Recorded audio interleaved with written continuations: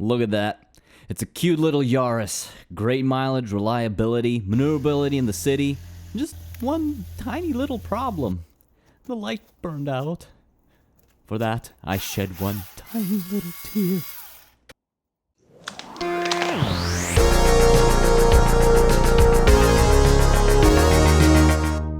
You know what they say about people who drive small cars.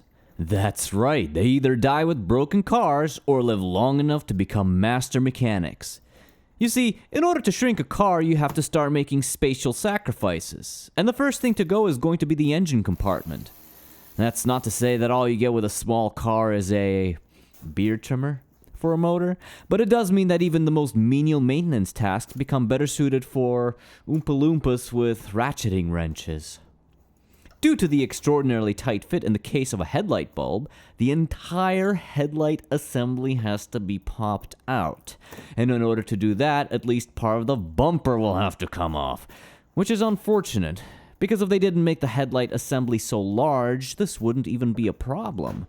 Regardless, the designers were extraordinarily good at playing engine Tetris in such a confined space, so we'll let this one slide. You can pop off the tabs with a flathead screwdriver, but I'm using hose grip pliers to avoid damaging them. I'll leave a link to those below.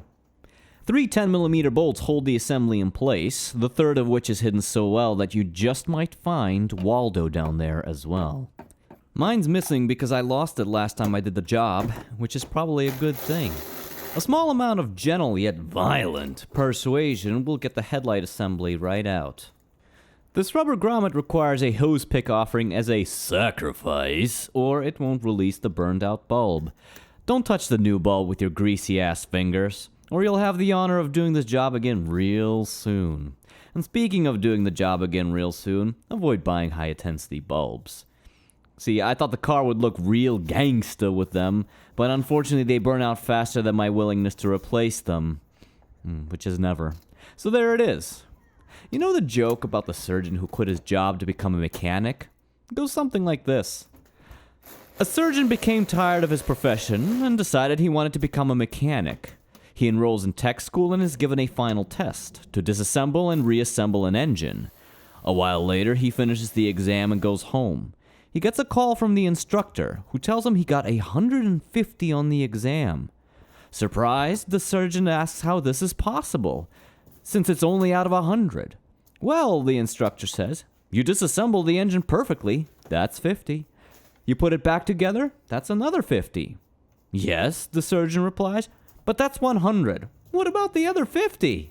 Well, the lecturer responded after a pause, you get another 50 for doing the whole exam through the tailpipe. I like to imagine that surgeon actually had to change the windshield washer fluid for a Toyota Yaris. Thanks for watching.